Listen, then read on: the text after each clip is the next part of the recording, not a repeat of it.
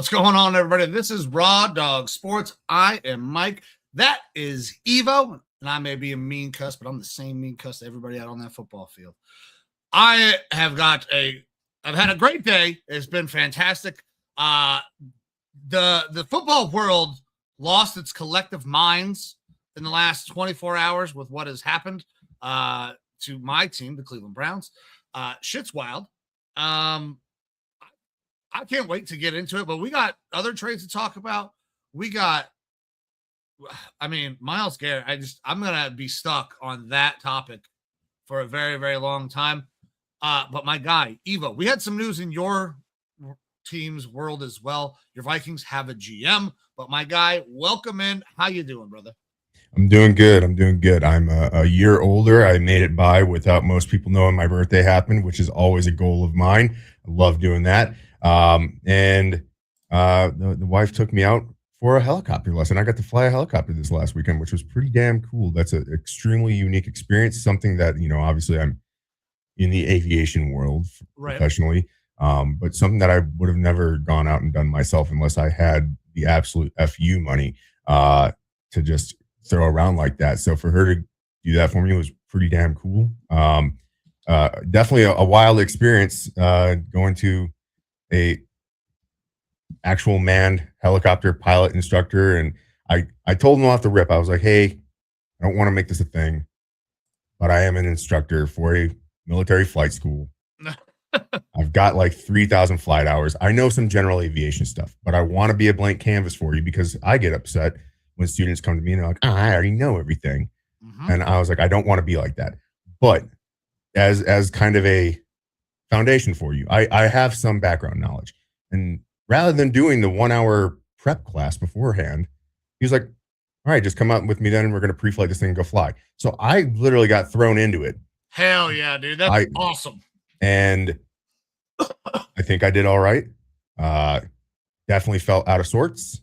Definitely felt like I was flying places I shouldn't have been because I flew right over Tucson International's tower and the Boneyard at Davis-Monthan Air Force Base and all over the place. Did an auto rotation, like stuff that I wouldn't expect you would do in your first hour of live flight. So it was pretty damn sweet.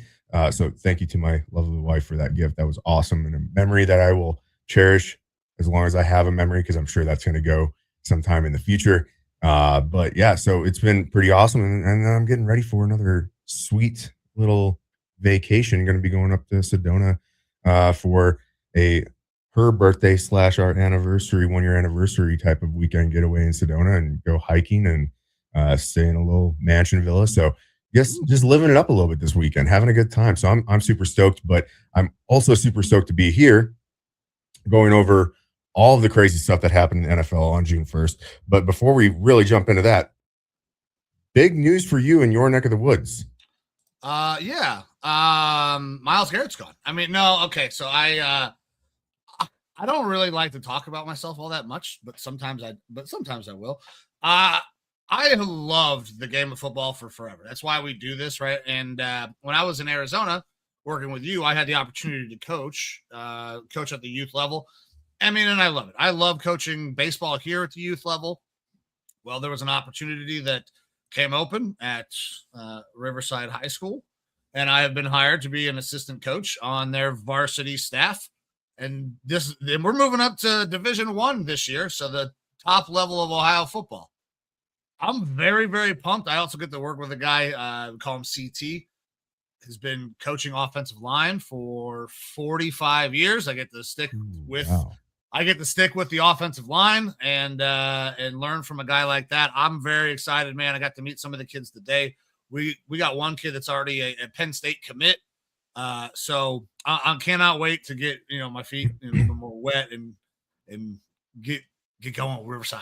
We got the best damn line around. BDLA. I found out today that is that's the little thing we break down with. So I can't wait to get back out there Thursday for install day 2. That's really cool, man. Look, obviously you coached here. I coached flag football for 5-year-olds for 1 year, but I did a little bit of coaching, high school football coaching when I was still in high school and I couldn't play anymore because I had blown my knee out. Got to do some stuff with the JV team, and it was extremely rewarding from a very different perspective from being a player, but it allows you to still be involved and kind of help shape the lives of young men and everything. I'm super excited for you on that front. I know it's going to be extremely rewarding, whether or not it opens other doors up, because that's absolutely kind of what happens is that people, they can go the college route of coaching and stuff like that and find their ways into bigger leagues and stuff like that. A lot of people start off at the high school level and grow from there.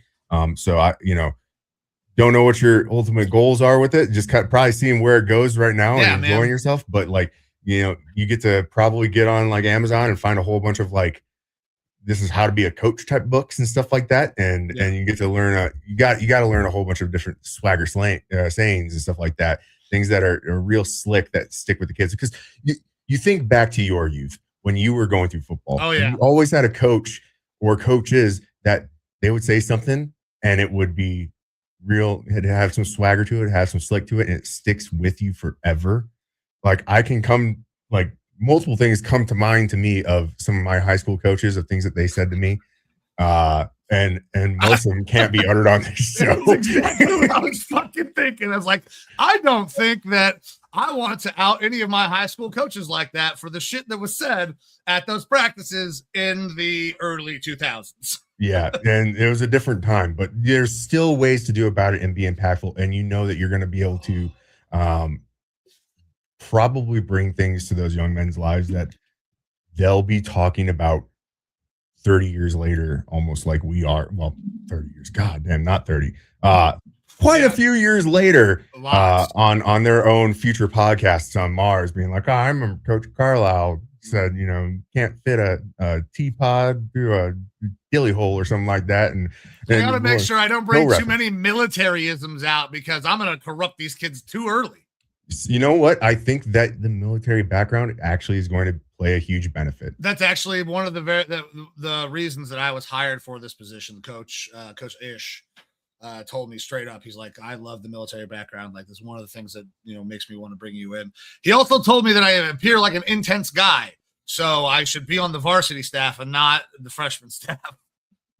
Intensity can be a good thing. It can be a good thing for the freshman staff too, though. Sometimes kids need that. For sure. And I will bring up one anecdote. Okay, here we go. The most PG one that I can think of. And this is definitely probably misogynistic for the time, but it is what it is. I had old Coach Darby, defensive coordinator back in the day, who he was there in our strength and conditioning programs. And I don't even remember how it came up, but he was talking about how you select a woman to spend the rest of your time with. And he said, man, you got to find yourself a big woman.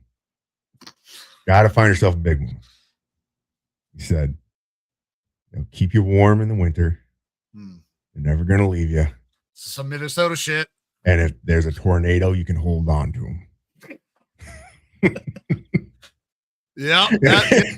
And I love it. Did not heed the words exactly, but it was a great time. But yeah, man. All right. So we had June 1st. Hold on. I got mine too. I got to do mine too. All right. And this was a lot cooler. I was like, hell yeah. But our defensive coordinator, I believe it was our defensive coordinator that would always say, you guys win state, fucking just, your dick grows 2 inches. And that was my motivation. I was like, well, fuck, I need to win state. Yeah. Still waiting on those 2 fucking inches because I won. We won my senior year. 2 inches didn't show up, but I mean, Yeah, that was the one that always stuck with me. He's like, yeah, you win state, your dick grows 2 inches. I vaguely remember something about us getting to bang out the other team's girls or something like that. There's some surly shit that gets said when you're trying to motivate people to win state. You're talking to growing young men who are thriving in the throes of puberty and all that. And yeah, you got to find a way to really focus that energy correctly. Correct. Yeah. Stay away from the girls. Let's focus on football. All right. With that, let's transition into the show. I appreciate you bringing that up, brother. I'm going to have a little celebratory drink.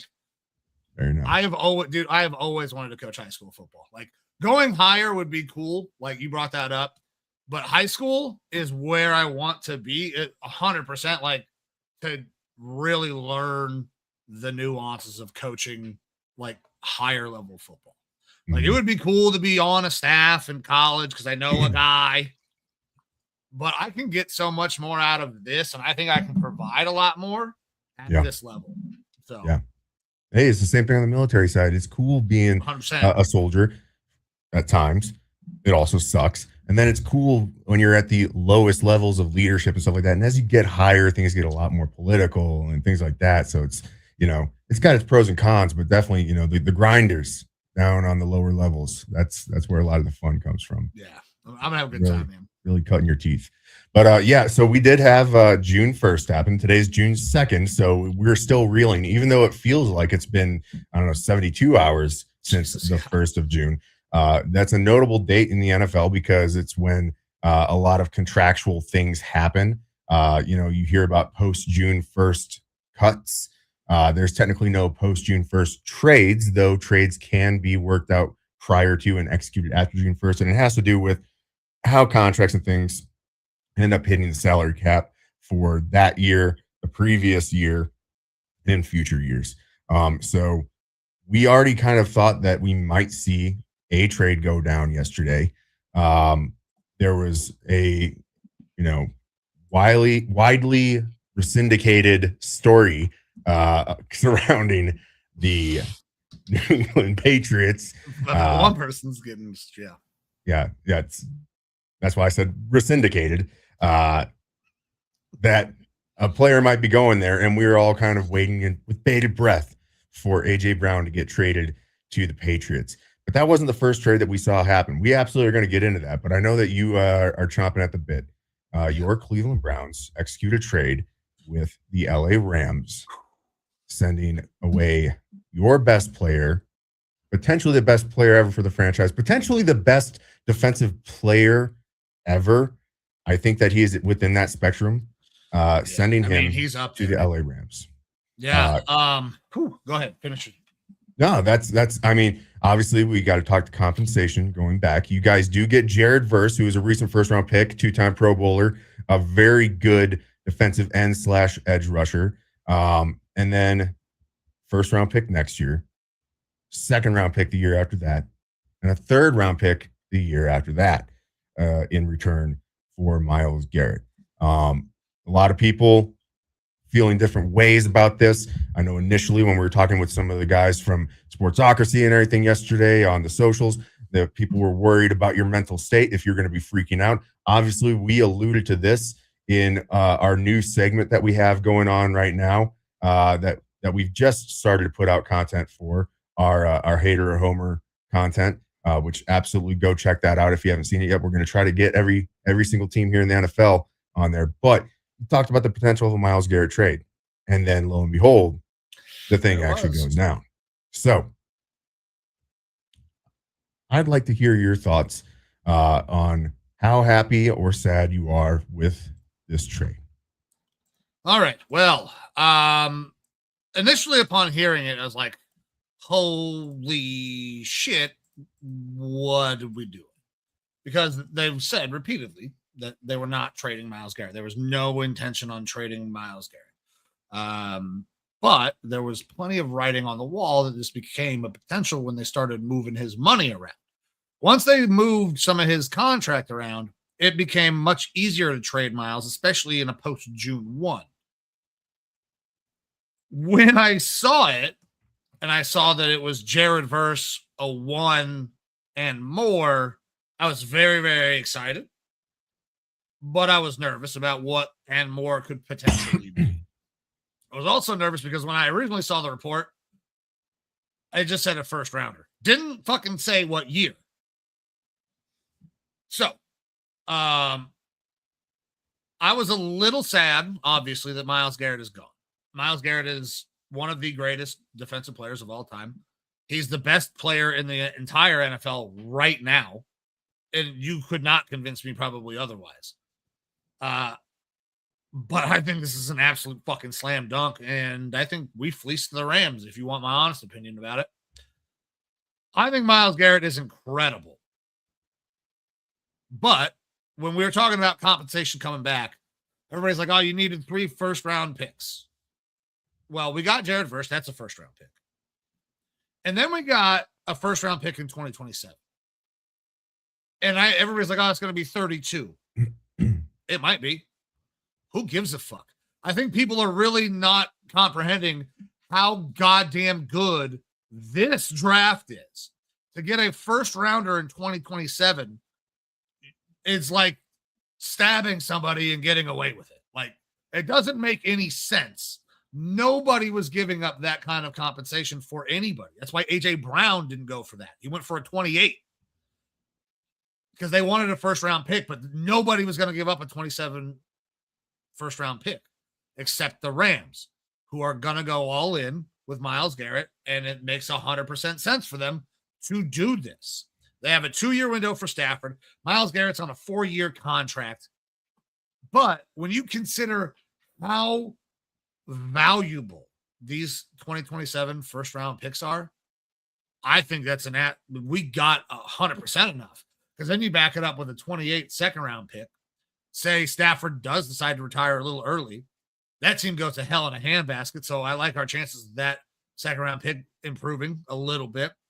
And then they're going to be terrible once Stafford retires, because I don't think Ty Simpson's going to be a replacement for Stafford. So 3 total picks, a 2-time Pro Bowler and Defensive Rookie of the Year for Myles Garrett, who is entering his 31-year-old season and was making $40 million a year. We can spread out a bunch of that money, and we get a player 4 years younger. We were not competing with Myles Garrett, in my opinion, this year or next year with a new rookie quarterback, if that's the case. At best, we're 3 years away, and then is Myles still anywhere near his prime? No. But you know who will be in his fucking prime right at that time? Jared Verse.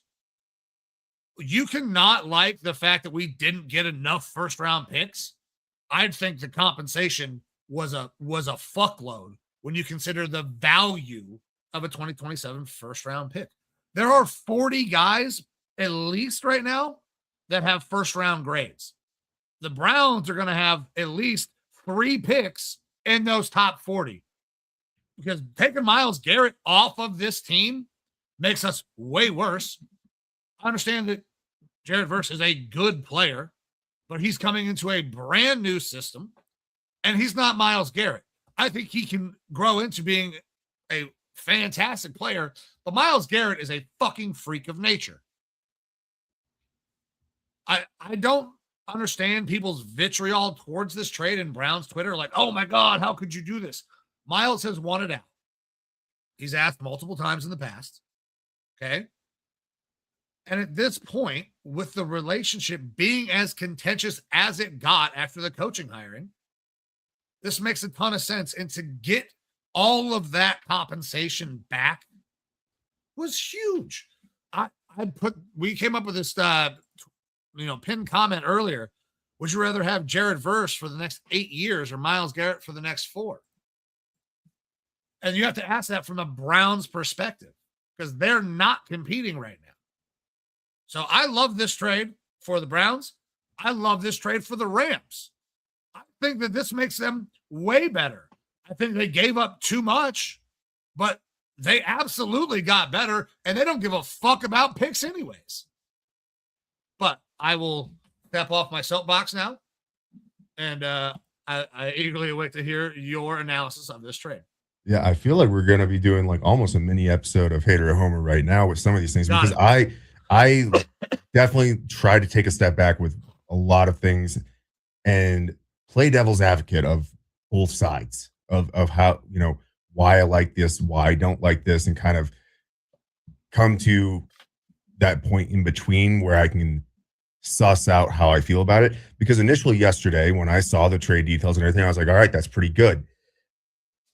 I'm not there anymore.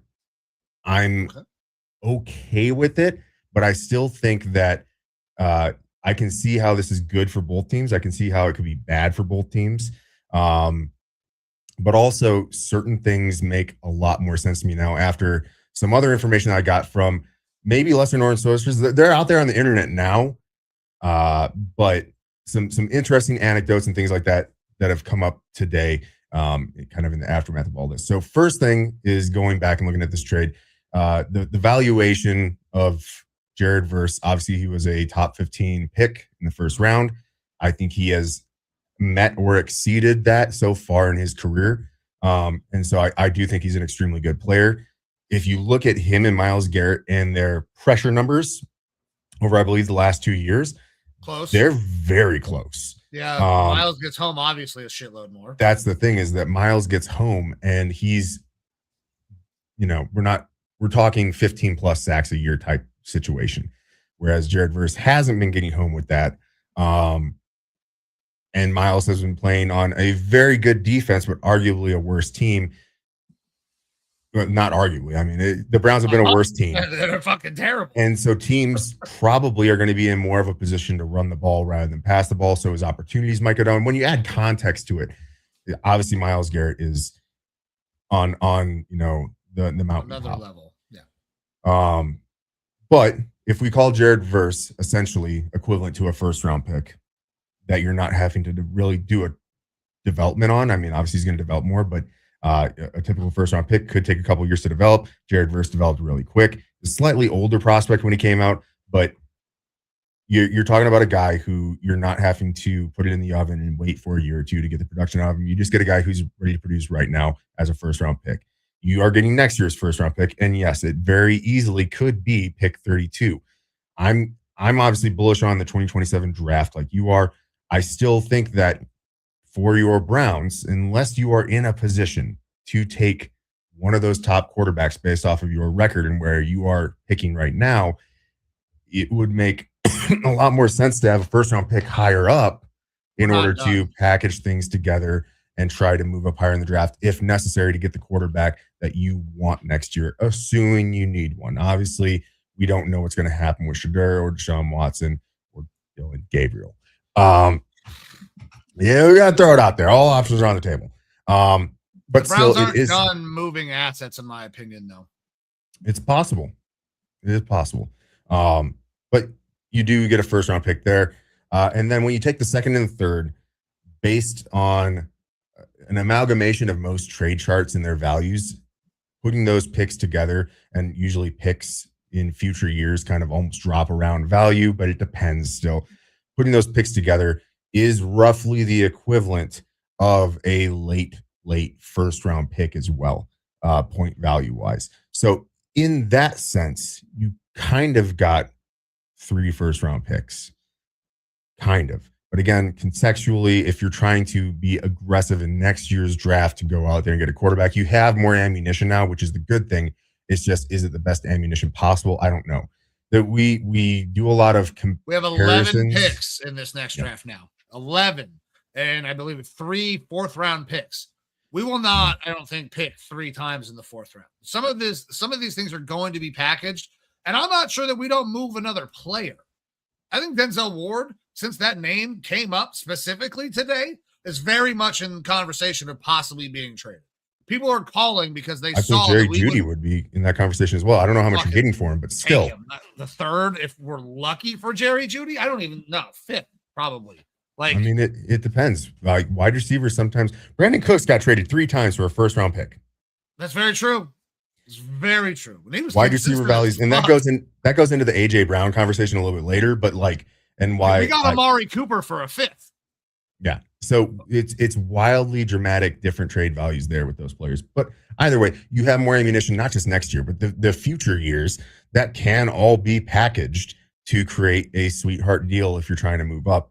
It's just obviously you would hope that it wouldn't be the 32nd pick. You would hope that it would be a higher value pick. But one of the things that we definitely do is we compare and contrast to other notable players that are traded. And the Micah Parsons trade is probably our most recent big name defensive end edge type of pick. And that was Kenny Clark and 2 first-round picks. And so I feel like the 2 first-round picks that Dallas got in return carry more weight, agnostic of the draft class, obviously, because we feel certain ways about the 2027 draft class. But I feel like that, was closer to the value that you could have been hoping for with a Myles Garrett. I think a lot of times when we talked 3 first-round picks was definitely in the conversation. And so I think that you are in and around that, but I still feel like it probably could have been sweetened a little bit more with how the Rams are so blasé with their picks. Fair. The other thing that kind of goes into this is the salary cap implications. And I know you kind of brought that up. Now, according to Over the Cap right now, they have the Browns eating $21 million this year off the salary cap in dead cap for Myles Garrett. And next year, $51 million. Because you can't spread out the stuff over years. It just hits next June 1st. That's not what I saw at all. That when a player is traded, the dead cap can't be spread over years. To my understanding, it all comes June 1. It can't. So you have the cap that he was due prior to June 1st this year, the cap that he was due after June 1st this year, and then next June 1st, you have the entire bill coming due. So from what I was able to see on Over the Cap, it would be a 51 and some odd adjusted dollars dead cap hit on June 1st next year. Whereas the Rams are going to be taking a $9.14 million cap hit this year, $16 million next year, and $21.3 in 2028. 2029, a huge chunk of money is due for Myles Garrett, but that allows you at that point in time to reassess or to cut him, trade, what have you. They can basically get out of the contract at that point without taking a huge hit. So for the Rams perspective, they are looking at a 2-year window right now. They got potentially one of the greatest defensive players of all time to replace a good one, a very good defensive end. But they got Myles Garrett to come in for essentially, you almost have to look at it from their perspective as a negation of the player because you are just putting the best guy to replace him out there. And then they're giving up a first-round pick next year, which they felt like they're going to be picking very late in the draft. And then some future mid-round picks when they aren't going to necessarily be as competitive, but they'll have their first-round picks potentially available again, and they can move around with them as they want to.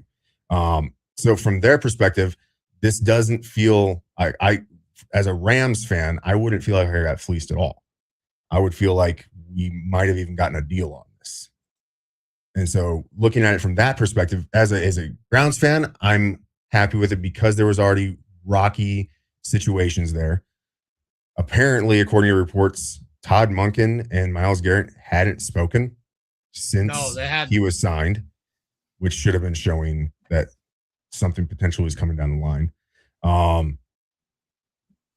And so this was coming to a head. He's an extremely expensive player. And for the reasons like you brought up, you might not be competitive in the next year to 2 years or so.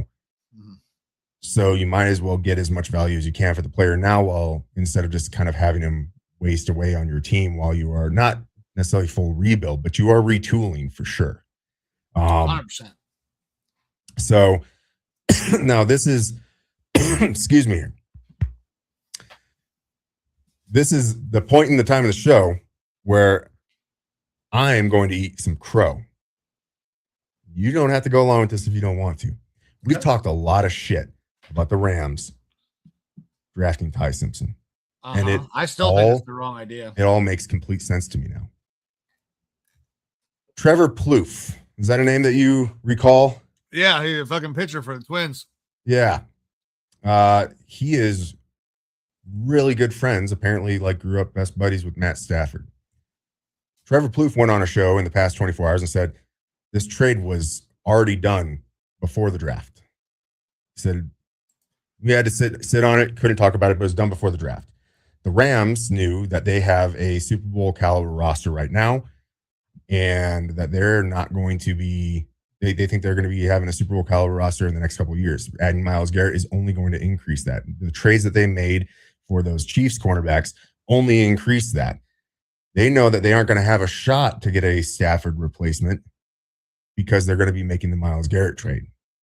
So they did overpick Ty Simpson, but we've said it before, the best situation for Ty Simpson is to sit for at least 2 years behind an extremely good coach, an extremely good offensive team, an extremely good quarterback to be a mentor. And if he's going to have a chance to succeed, it would be in that situation. If the Rams know that they're not going to be in a position to go after a quarterback to replace Stafford, you kind of have to take the guy that you can get now if you think that you can develop him, and which is the situation that they were in. They thought, we are going to execute this Myles Garrett trade. We aren't going to have a shot at a quarterback in the next 2 years because we're going to be picking too late. Get our guy now. Let him sit. Let him develop. We'll execute the Myles Garrett trade. And we've got 2 years to possibly go on a little Super Bowl run. And then when Stafford decides to retire, we have a guy who is our built-in version of potentially Jordan Love. That's what the Packers did there. And we have our thoughts on Jordan Love, but in general, around the league, he's viewed at least as a middle-of-the-pack quarterback. And when Jared Goff was with the Rams, he was a middle-of-the-pack quarterback, and Sean McVay took him to the fucking Super Bowl. Yep. So it can still theoretically be done. But also, at the end of this 2 years, they're going to have a whole bunch of contracts that they have to move off from. So it's going to be a turnover time. So you're either going to see that you have the guy in Ty Simpson, or they're going to be bad and then be in a position to go out and pick a quarterback come 2029. So this was all like brilliant mind thought about ahead of time. If this trade was in fact in framework already set in place. And if you were to believe Trevor Plouffe, he said, yes, Stafford already knew. They went and briefed him the whole thing. They said, we got Myles Garrett. We got the trade worked out. We're going to take your replacement for a couple years in the future. Is that going to piss you off? Nope. This is our plan. Next 2 years, we're fucking sending it. We're going for the whole damn thing. And I sit back and I think, yeah, Ty Simpson wasn't my favorite quarterback, but I can see a developmental path for him. They drafted him way too high, but also they just looked into the crystal ball and were like, chances are the next 2 years we're not picking a quarterback. We're not going to have a chance to pick a guy to develop. Yeah.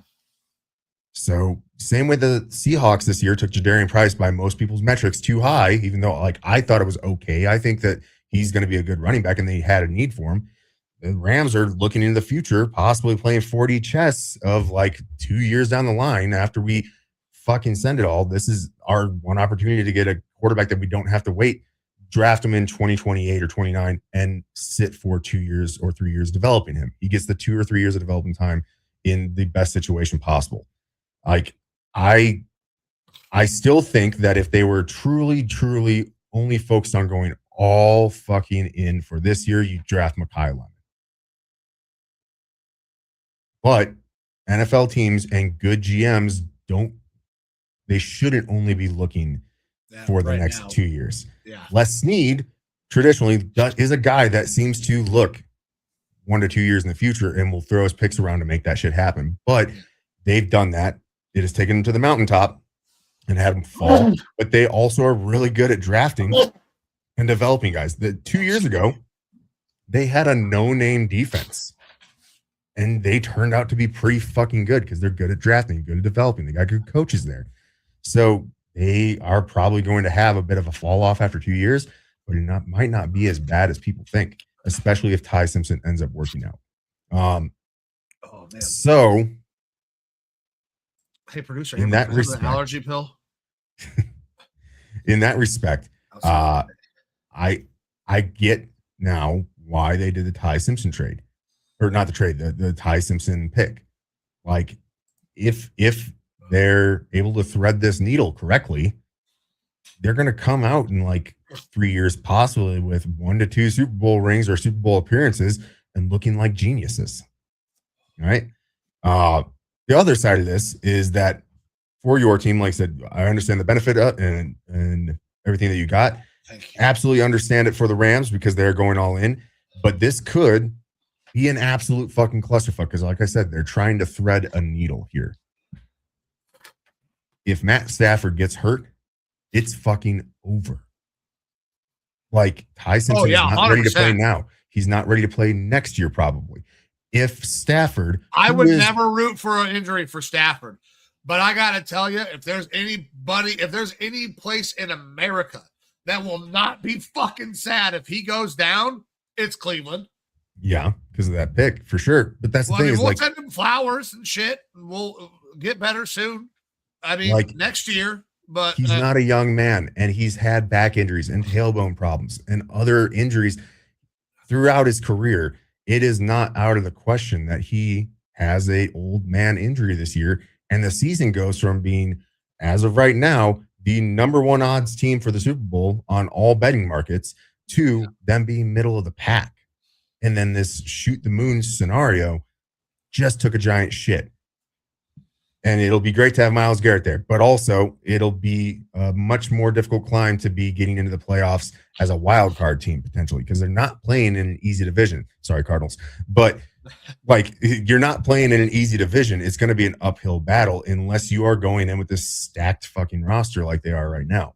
So it's pretty. Teams try this in the past though, and that doesn't always work out. The best team doesn't always win the motherfucker. Yeah. Like for Patriots were undefeated going into the Super Bowl and lost. That is the beauty of the NFL is that there is parity. These things happen. Now, the last kind of weird, fun little linchpin of this whole thing, something that got brought up pretty quick yesterday. Could Aaron Donald return? 100%. If I'm Aaron Donald, I'd fucking come out of retirement. He's 35 years old.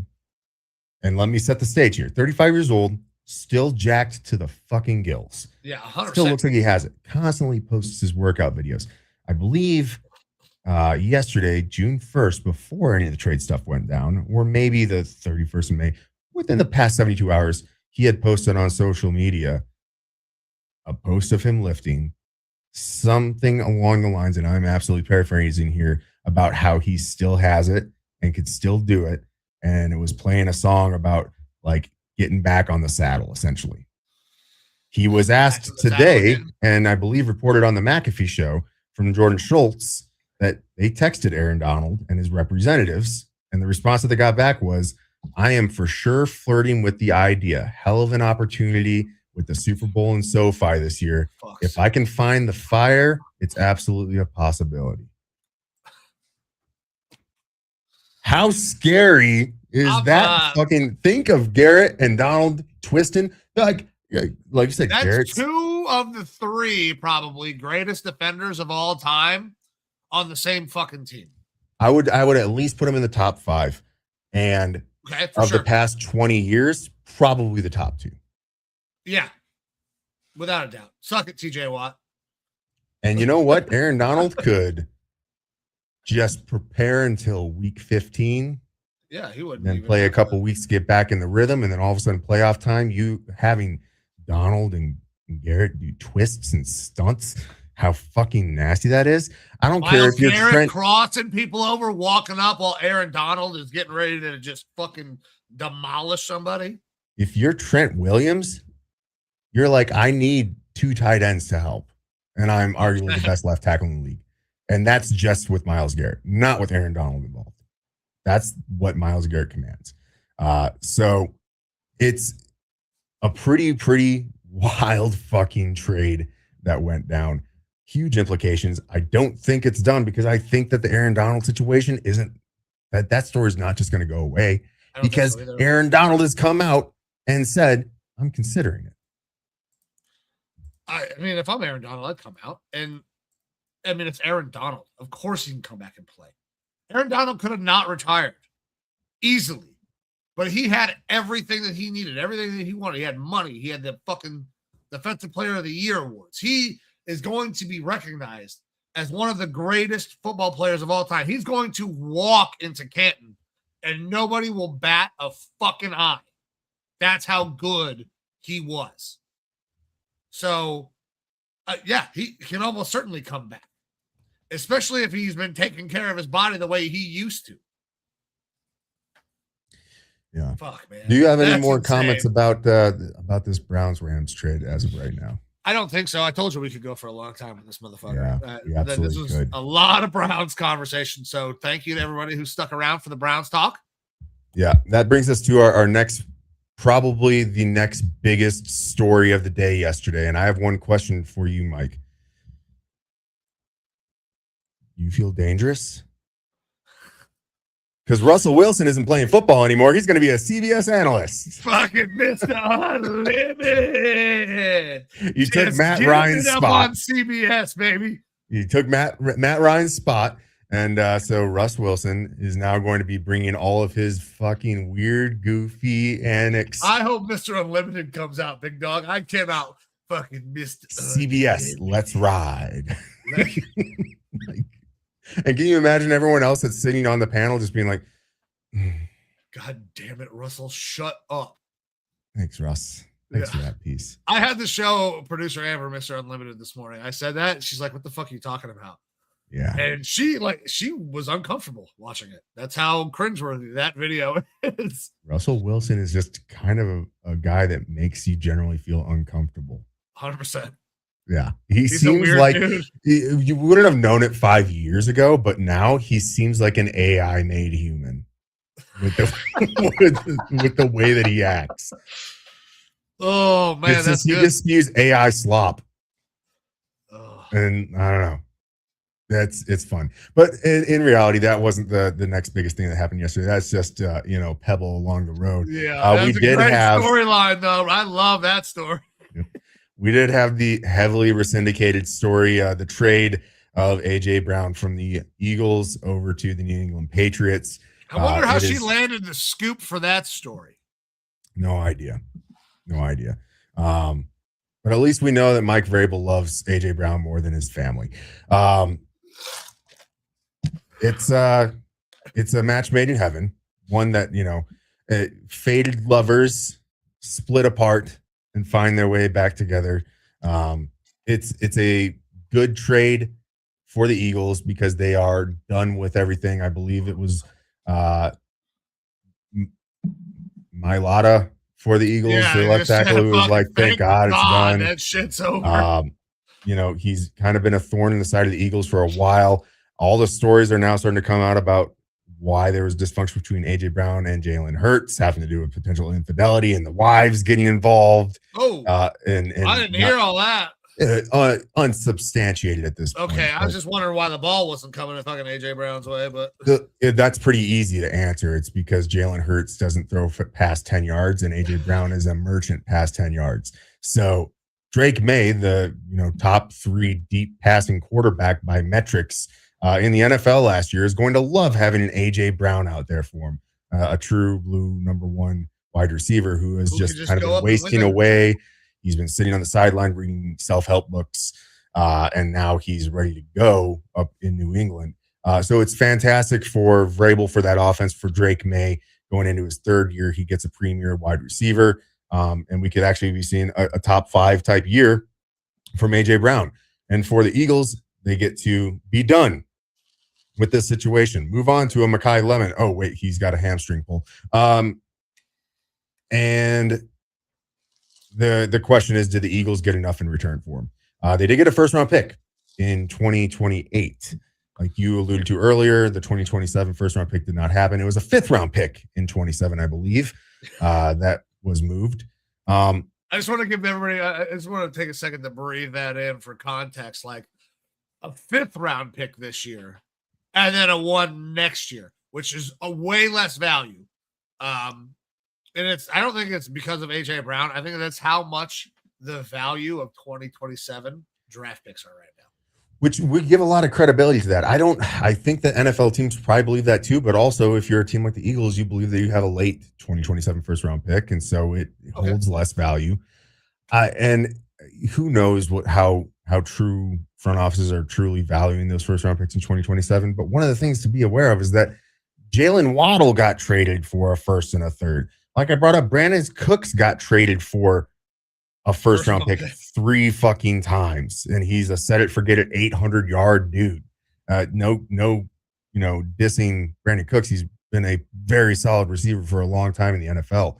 But traditionally, these wide receivers, the two players outside of quarterback, which is obvious, but the two positional groups that maintain their draft pick value in trades are defensive ends and wide receivers, because they are the ones that are least influenced by the things around them. Like wide receivers create and separate and catch on their own as long as the ball gets thrown in their relative vicinity, i.e. Case Keenum playing for my Vikings and having Adam Thielen and Stephon Diggs look like they were the best thing since sliced bread. And they were both really good receivers playing with a very mid quarterback. You're going to have a bad quarterback and put up big numbers. That's why receivers still go for quite a bit in the trade market. The defensive ends are able to go one-on-one with tackles, and they are the biggest influential disruptor on the defensive side of the ball. Those guys go for big-time picks when it comes to trades. So for a first-round pick to be involved for A.J. Brown, that's good. For it to be a first-round pick in 2028, not so fucking good, in my opinion. I would have been looking for a lot more if I was Harry Roseman. Would you take a fucking second and a fourth this year, or a second and the fifth this year? I would have been looking for if the first round pick this year was off the table, truly. A 2 and a 3, then, right? I need a 2 and a 4. At a minimum a third year this year with the first in 2028. But I'm probably looking for a second this year and we'll call it a conditional second in 2028 that could be upgraded to a first based on how A.J. Brown performs. Like throw some conditions in there or something like that, because the 5th round pick is crazy this year. Yeah, that it was a toss in. That was a fuck you, I want my picks back type of play. You pancake eating motherfucker. That was like one of those sorts of things that was done, which Howie Roseman typically seems to do well with trades. At least when he trades my fucking Vikings, he seems to get us over. But like he seems to be doing a pretty good job in getting requisite value for trades. So I think that it was necessary. We knew it was going to happen. It was sucked into being by Rossini and Vrabel. And so we knew it was going to happen. And maybe that took some of the teeth out of the ability to do a bigger trade. But I think that the Patriots ultimately came out better than the Eagles on this one. But that's because it was a necessity for the Eagles to trade A.J. Brown. The only other question would be, was there any other potential suitors? Because as of right now on the free agent market, if you're in need of a wide receiver, which the Patriots absolutely were, if you need a wide receiver, you got Stephon Diggs. And questions around his, I don't want to call it maturity, but off the field stuff, obviously that got cleared recently, but it's a continuing thing that always seems to happen with him. Also, he's getting a little bit older, and there's some injuries that creep out and stuff like that. So you got Stephon Diggs. And I think A.J. Brown's in a better spot than him right now. Like I said, Jalen Waddle got traded for a first and a third. I think A.J. Brown's a better player than him right now. So I'm interested to get your thoughts on the value of this trade and how you think it's going to work out for both sides. The value, I mean, I've kind of already alluded to. I don't like the value coming back for the Eagles. The fact that you don't get hardly shit in 27 sucks. But at the same time, are you willing to take less to get the headache out of the locker room? Because by all accounts now, I mean, with Mailata's comments, I mean, he was a headache. People wanted him gone. So are you willing to take less to do that? Yeah. I mean, absolutely. Especially if I can get a first-round pick out of it at some point. Say this doesn't work out. I mean, it's not out of the realm of possibilities that bad shit happens around this organization with all the shit's going on with Vrabel and Rossini. Who knows, right? So for the Eagles, I don't love the amount of value I got, but I like the way my locker room improves. So I'm willing to take the hit if I'm them. If I'm the Patriots, I'm like, awesome. I mean, him and Raves are fucking super close. Obvi. And then Drake May gets a legit one for at least a couple of years. And they can make a run at another Super Bowl. This team was, outkicked their coverage, exceeded expectations, however you want to say it. Adding a guy like A.J. Brown definitely helps Drake May in the progression of this offense. They addressed offensive line. Like, they are trying to position themselves to get back there immediately. This move works for them. And they don't have to give up a 2027 high pick. So the Patriots did a great job here. I think the value was too low, but if I'm the Eagles, I don't have a problem with that. So A.J. Brown is fucking gone. That's how I would put this. That's how I would map all that out. Yeah. Look, I plan on getting in touch with Philadelphia Eagles shithawk reporter Roberto Gussolini in the near future, and it'll be fun to get his thoughts on it. The one anecdote I got from him today was it was bound to happen and needed to happen. That was it. There was no like it was a good thing or a bad thing. It was bound to happen and needed to happen. So that takes you there. We did have a couple other big signings in the past 24 hours. I believe it's Derick Hall and the Seahawks reached a $42 million extension. He was big in the Super Bowl. I believe had 2 sacks. So $42 million extension worth 46 and a half, including 21 million guaranteed. Big payday for him. Nick Herbig for the Steelers, kind of their designated pass rusher there. 4-year, $100 million extension with 42 million guaranteed on that one. And then before the show started a little bit earlier today, Drake London of the Atlanta Falcons, 4-year, $141 million extension, including 100 million guaranteed. It could work its way up to 150 million if he reaches his incentives in the deal, which is going to be great for whichever left-handed broken quarterback is throwing to him out there. It's great for Drake London. That's who this is great for because he's getting fucking paid. Now, I don't want to just bash on Falcons fans, but I think that Drake London deserves a large payday. He's the third highest paid receiver now with this deal. Okay, cool. He's young. He's due. That's kind of how these things work. He's due for a big payday. But I have some very serious concerns as how this is going to work out because when Kevin Stefanski took over play calling and ran the offense in Minnesota, who were the top receivers? It was Thielen and Diggs. Mm-hmm. And what happened when Stefanski started calling the plays? Their production dropped. Kevin Stefanski goes to Cleveland. Is hired as offensive as the head coach, still is the play caller, offensive coordinator type. And you know what? We make a big splash move. We sign fucking OBJ. You know what happens to OBJ's production? It drops.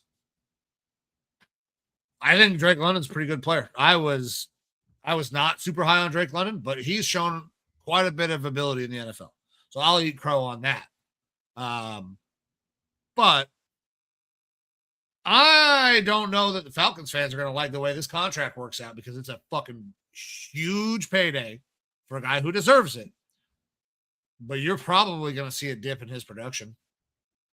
And it probably won't be his fault. So don't blame Drake London when he's fucking getting 850 yards and 3 touchdowns and getting paid $35 million a year. Because that's what Kevin Stefanski is going to do to Drake London. It is. Stefanski doesn't run a flashy offense for sure. It doesn't create a whole bunch of high producers in a lot of areas. And you are dealing with a interesting, we'll call it, quarterback situation down there. So, yeah, look, good for him for getting the bag for sure. Yeah, get paid. And that does lock him in there for the next 4 years. 2 years from now, it might not be Penix or Tua at quarterback there. They might be looking elsewhere just based off of injuries and things like that. So maybe by the time they get another quarterback in there, be it a rookie or a veteran, maybe then it'll start to make a little bit more sense, and the contract will be a little bit more worth it. But obviously something that we'll have to watch. Look, I wasn't the biggest Drake London fan either. I liked him, but not as high as he was going. And last year he really exploded onto the scene. Like, he's been good, but last year really, really started to show why he was as high of a pick as he was. Was that more of a 1-year thing, or is that going to be consistent? We'll see. I don't think it's going to be his fault if he doesn't produce. Look, but I'll have to go. Actually, I'll have to watch a lot of Falcons games to see if that is the case. If it's Drake's fault or if it's maybe the play calling's fault. I did just have a diatribe about how wide receivers hold their value in trades because they are able to be self-producers, but the offensive scheme does play a bigger role in that. He does have 2 big knocks going against him as to why his production could take a dip. Best running back in the league, coach that loves to run the ball, and multiple tight ends. 850 yards, 3 touchdowns. Calling it now. Yep. All righty. Outside of that, my Minnesota Vikings finally brought in a new GM. Say, I was going to ask. You sent me the message. You're like, it seemed like you were yes and no, a little in and out. After a couple days removed, are you like, I am very happy because you said that he was kind of the guy you wanted, but are you fully in now? Because I know how you are. It takes you a couple days. You eventually find a way to be like, yep, this is the greatest thing that's ever happened to the Minnesota Vikings. So I'm ready to hear it. So I am very happy with the Nolan Teasley hire. He was the guy that I did want us to bring in as far as an outside GM hire. My only trepidation has been Rob Brzezinski. He's been with the franchise for over 20 years. He's been fantastic. I felt like he led a very good offseason. And obviously he was in the running for potentially being that GM. My fear was, if you bring in an outside GM, do you then lose Brzezinski? And we did not. He's maintaining his role as executive vice president, which was a promotion this last year. After the Kwesi firing, they promoted him to executive vice president of player personnel. And that came with a pay raise, and they just gave him another pay raise, even though he didn't get the job. They've paid him. He's happy. He's there. He's part of the triumvirate of the coaching staff in Kevin O'Connell, Nolan Teasley as the GM, and now you have your EVP of football in Brzezinski. That was my fear, and that's been assuaged. So I'm happy there. I think it was nice. I think he was the best possible hire externally. Obviously, you're not super locked in to front office personnel, but the anecdotes that are coming out was that in most metrics, he was seen as one of the best up and coming risers over the past decade for a GM position. I listened to some NFL agents talk about him today, saying, typically agents will go and have a meeting with the front office of teams that they have players who play for, and they will sit down and talk about hey, this is our plans for this player over the next year and future contracts and stuff like that. And specifically with the Seahawks, Schneider had Teasley doing this, and they said Teasley was a football guy, extremely smart and sharp. Some places they go and the GM will sit down and be like, all right, which player is yours again? I don't remember who you represent or blah, blah, blah. And Teasley just knew fucking everything and was very to the point with this is where we see your guy going. This is how we want to use him. This is our plan for him in the future, how we can possibly work on contracts. He was very on with it. It sounds like he is a football-y guy, which is always a good thing when you're going from the complete opposite, a guy who didn't ever play football, didn't know football, was a stock market trader, and apparently not a good people person. But some more information about Teasley, and I wrote this down here. He previously was in marketing, spent roughly 6 years as in a marketing career after college. He's from Washington, has been in Washington his whole life, Washington State. He wanted to work in football and hadn't found a way into the league. And in 2013, he started writing letters every quarter to every single NFL team, handwritten letters that were personalized based off the team, asking for jobs, internships in their front offices. He wrote to each team, never really got written back. Had a buddy who was working for the Seahawks who was like, hey, there is a internship scouting position that's opening up. Give me your letter. I'll try to work it through to Schneider. It worked, and he ended up getting that internship job in 2013 as a scouting intern. By 2016, he was part of the pro personnel, not an intern anymore. 2017, he became the assistant director of pro personnel. 2018 through 2022, the director of pro personnel, and then 23 to 26, when he just left, he was the assistant general manager. 2013, Seahawks went to the Super Bowl, won the Super Bowl. They've been to the Super Bowl 2 more times, I believe, since then, and obviously won it last year. And apparently, according to, again, on reports that I can't completely source, he was extremely pivotal on the pro personnel side with some of the trades that they've done. And I think that we look back at the trades that the Seahawks have done for guys like Leo from the Jets, like they've made some pretty good moves. Obviously Leonard Williams being one of the high points recently. He apparently was one of the big proponents and movers of the team trading Russell Wilson. And in hindsight, that looks like it was pretty fucking smart. In most of the interviews that he does, he talks about, I'm not about the micro, I'm about the macro with the team, how he doesn't want to build for this year. He wants to be competitive every year and try to win a championship, but he isn't going to sacrifice the future, which I think is huge for a team, unless you're the Rams, or unless you're the Rams doing this fucking, again, shoot the moon theory that we got going on here. But that's been a thing with the Vikings. You'll see sometimes where the coaches and the staff will be like, we need guys this year. Not this offseason, but last offseason, we spent shitloads of money bringing in free agents trying to shoot the moon that year, and it fucking failed. And then it put us in a bad cap spot this offseason. And it sounds like he's not going to be that type of guy. But he's also been involved in the scouting side of things. And apparently he was one of the lead guys bringing in and meshing in analytics into their draft strategy. And it's worked out for them. If you look since 2023, his first year as assistant GM, and obviously you can only credit him to an extent because there's a whole staff, scouting staff, and John Schneider, the actual GM. 2023 is when they got Devin Witherspoon, Jackson Smith and Jigma, Derick Hall, who just got that contract today, Zach Charbonnet, Anthony Bradford, who's starting offensive lineman. They've, in his tenure, just 2023 and forward, have been fantastic at drafting. The next year, they get Byron Murphy, AJ Barner, who are big role players. 2025, Gray Zabel, Nick Emanwari, Elijah Arroyo, Torrey Horton.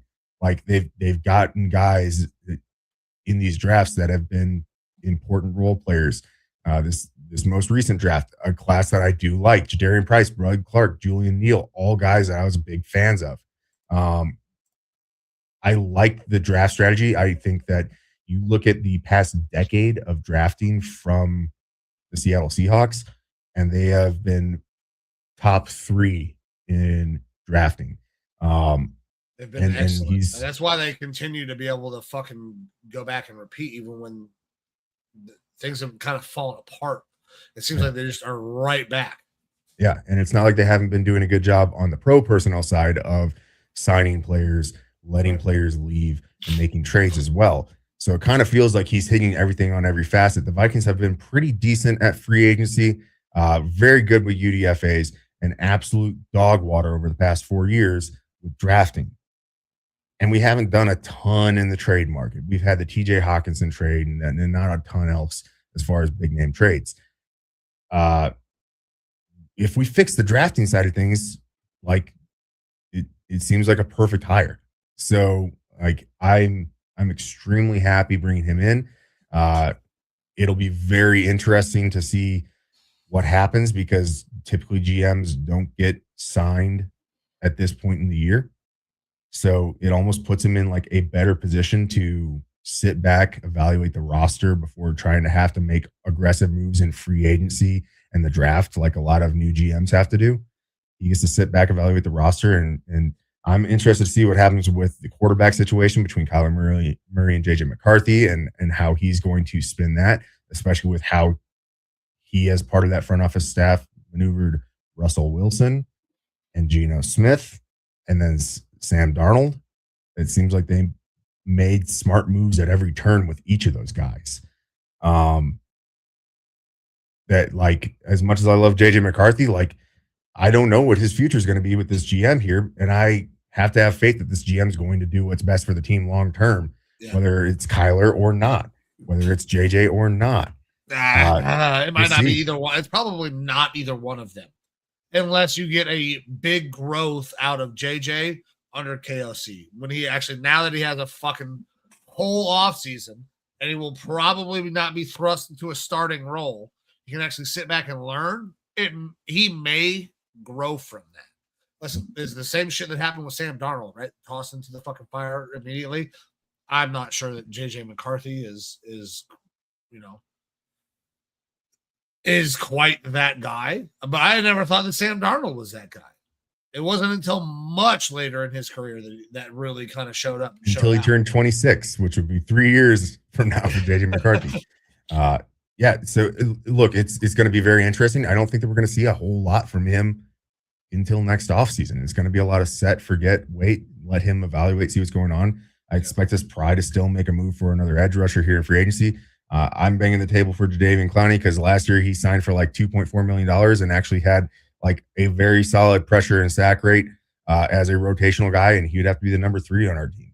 Like that. He's also incredible in the run, dude. Like he's really good. But we've just earned another $12 million from post June 1st cut of Allen, the defensive tackle. So we've got some money to maneuver. I think that he'll probably make some small moves there, but it's seeing if this is going to become little Seattle as far as the front office, which the way Seattle's performed over the past decade and longer, like I'm not against that. I'm not against the transition, and it's really good, I believe, to have an outside perspective come in. That Brzezinski, as much as I like him, he's collaborative and friends with everyone in the building, and things in the building haven't led to a championship. So get an outside perspective, get a fresh perspective, and not someone who is actually a football guy to come in and try to interject some of the stuff that happened up in Seattle and worked so well for a long time. I'm very excited for it. I think it was best case hire. Best case hire. If you were going to go outside, best case hire. Do you prefer this over the in-house hire now that it's done and you've had time to think about it? Yeah, absolutely. That my because your initial gut reaction was stay with what you already have because you were worried about losing it. I was scared about losing Brzezinski. The perfect scenario would have been Teasley come in as the GM and Brzezinski gets promoted to POFO, President of Football Operations, which is like what Matt Ryan's in, which technically is above the GM. Everyone reports to the POFO. POFO reports to the ownership. Now, each 3 parts of those pillars of the team, Kevin O'Connell reports to ownership. Teasley reports to ownership. Brzezinski reports to ownership. But Teasley has ultimate roster control, according to reports. That would have been my preferred way of having it happen, was Brzezinski be the POFO and everyone streams through him. But this is basically the next best thing because we're maintaining Brzezinski, his cap wizardry that he's able to pull off, and we're getting an outside hire GM. To be fair, though, I liked all the people that we were interviewing for the GM spot. McKay from the Rams, which would have been scary because of how the Rams piss up my ass. Excuse me. Because of how the Rams operate. Jumping picks. We had Terrence Gray, who's a former Vikings scout, who is the assistant GM for the Bills. I liked him. Who else was it that we had? There's like 4 people that they had narrowed it down to, plus Brzezinski, and I was cool with all of them. Reed Burkhardt from the Broncos, who was also here with the Vikings previously in our scouting department. So I was happy with all of them, but I felt like Teasley was the one non-Kevin O'Connell connection and non-Vikings connection. And that's kind of what I wanted, was a fresh set of eyes. Okay. Also, interesting. I don't know. Have you seen pictures of Teasley? I have not seen pictures of Teasley. Kind of looks like Elon Musk a little bit. That's my initial take on how he looks. All right. Which, oddly enough, the Seattle Seahawks are receiving 2 compensatory picks for a minority hire. Because even though he looks whiter than white, his dad's black.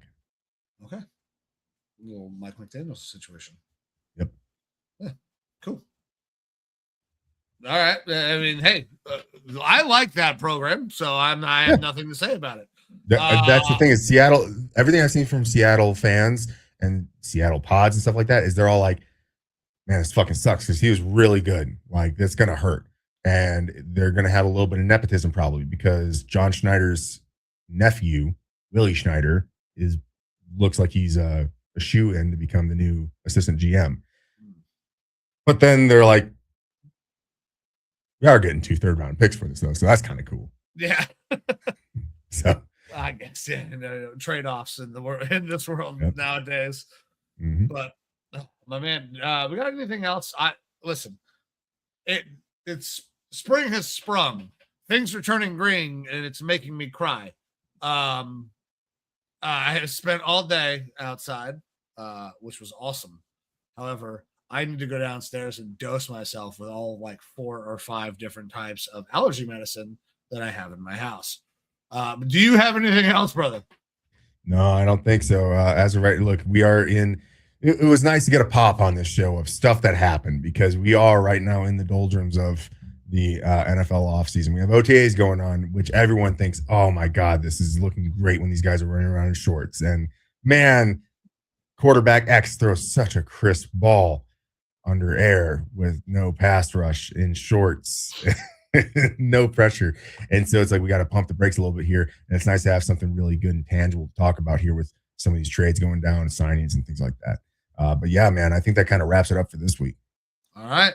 Well, guys, thank you very much for tuning in to Raw Dog Sports. Time is the most valuable thing that you have. So anytime that you give some to me and Evo, we are forever grateful. I'm going to give Evo one last word, and then we're going to get the fuck out of here. We will be back next week when I don't know what we're going to talk about. We're hoping that the off season just brings us storyline after storyline after storyline. And if not, we'll make some shit up. Evo, go ahead, brother. Hey, not going to have on the show before my wife's birthday. So happy birthday, baby. I hope you have a fun time with me this weekend. Hopefully we have lots of segs. Hell yeah. By the way, I'm not sure if I said happy birthday to you when your birthday came around. You told me about that. But happy birthday. Since, thank you. Yeah, I'm telling a terrible friend. Terrible friend. I try to not let people know because I don't like the attention. Yeah. I kind of figured the guy who will fucking just eat. Yeah, I got it. Guys, thank you very much. I'm Mike. That's Evo. This is Raw Dog Sports. We'll see you next week. See you. Yep.